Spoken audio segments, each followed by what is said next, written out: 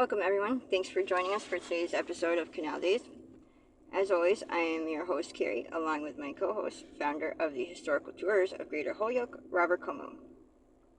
Our Canal Days series delves into the vast collection of historical sites throughout Massachusetts, with Robert's expertise of the local history as our personal guide. Each episode, we uncover the historic towns, monumental sites, eminent pioneers, and consequential remnants while delving into their seminal and informative significance. Today's episode of Canal Days will be traversing the cemeteries of the Connecticut River Valley of Massachusetts. So, can you describe what the old Protestant cemeteries are like? In those very old Protestant cemeteries, burials before 1776 are such that the torso is buried along an east-west axis, with the head pointing towards the east and the feet pointing towards the west. This is because it is thought that when the resurrection day comes, the torso will then rise up, pointing, looking towards the west, away from the rising God, because they're not worthy of it.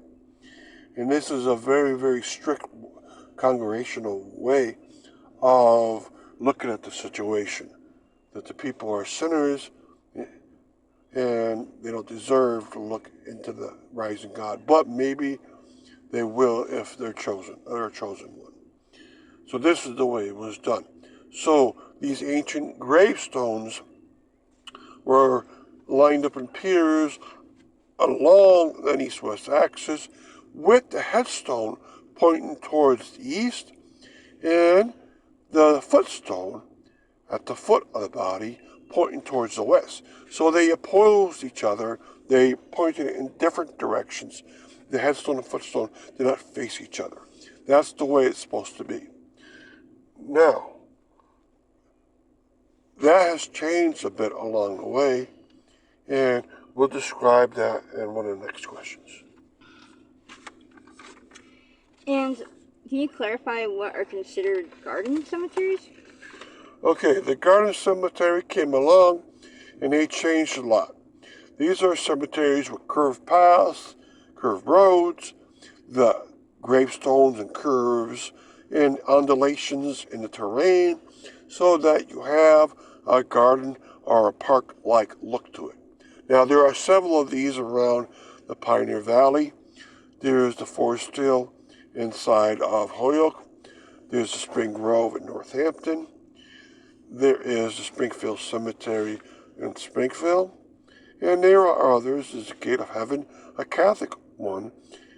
And there's another one in Springfield, so forth and so on. The prototype is the Mount Auburn Cemetery in Watertown in Cambridge, Massachusetts. And these cemeteries threw everything to the wind. No more tradition of having an east-west axis. And when lawn cemeteries came around in a big way in 1861, that threw everything to the wind again, because the bodies would be pointed and the gravestones pointing towards the interior roadways of the cemetery. Now, there was a big change in 1776 as part of the American Revolution and the Declaration of the United States independence. They would get away from having the body pointing towards the west. They would still have an east-west axis, but they would have it such that the torso, if it rose up, would point towards the east now. The headstone would point towards the west, and the opposing footstone would point towards the east. So quite a difference from 1620 to 1776. We had mostly towards the west. From 1776 to into the 1820s to 30s, you had it towards the east. Garden-style cemetery and lawn-style cemeteries came around, and they put it in any direction possible. Not only that, there was a beautification movement in the 1880s to 19-teens, where they started not only moving cemeteries, but changing cemeteries around, forced them into a garden-style look or a lawn style look. And so not every cemetery now has the old time burials on the east-west axis, even if they started that way. Even if the burials were that way, they would have taken the gravestones and pointed them in different directions to fit into the garden style or the lawn style cemetery. So that's a drastic difference. And stick around because we will be right back after these few words from our sponsors. Are you fascinated by local history and eager to investigate the obscure treasures off the beaten path throughout the state of Massachusetts? Or maybe just seeking an unforgettable cultural activity for family and friends to enjoy? Look no further than Historical Tours of Greater Holyoke, founded by Robert Como. With over a decade of experience, Robert offers captivating tours and presentations of historic sites and landmarks throughout the state. Whether you're interested in canals, cemeteries, charming churches, or more, Robert's tours provide a unique and enriching experience for all. And that's not it. You can also schedule private tours tailored to your interests, ensuring a personalized adventure and unforgettable memories. Perfect for families or groups of all sizes, making for an exciting hands-on learning experience that brings history to life.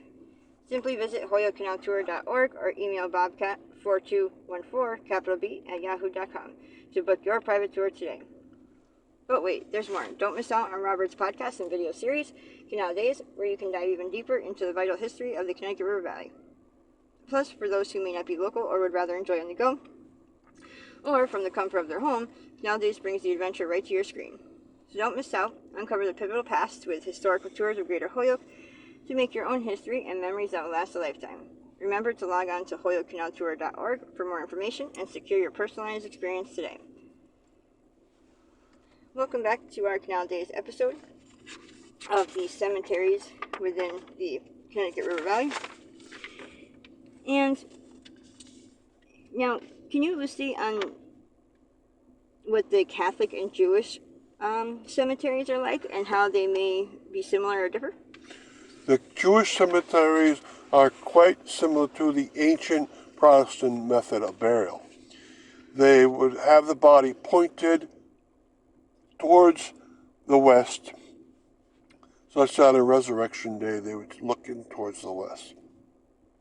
Thus, Jewish cemeteries are in straight lines, and most of the tombstones, older ones, point towards the west.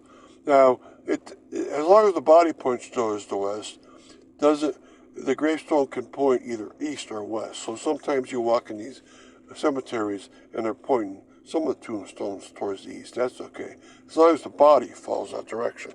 One difference is that in a Protestant or Catholic cemetery, the burials would have been with the deceased member with clothes they wore during life, whereas in Jewish cemetery, they're buried with a robe or cloak put around them and no other clothes put on the body. So that's quite different. And now, can you reveal to just us what program you will have next year in 2026? Hopefully there's going to be a program in 2026 with a state-level Massachusetts Cultural Council grant, and I want to entitle it Cemeteries of the Connecticut River Valley of Massachusetts. It'll be very similar intent to the one I was granted in 2025, Canals of the Connecticut River Valley, Massachusetts.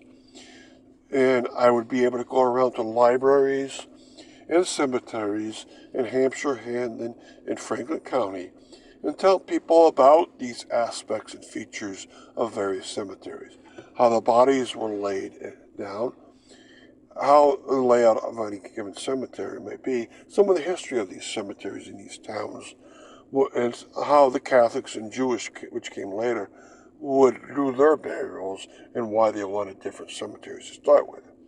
Hopefully I'll keep this going in 2027.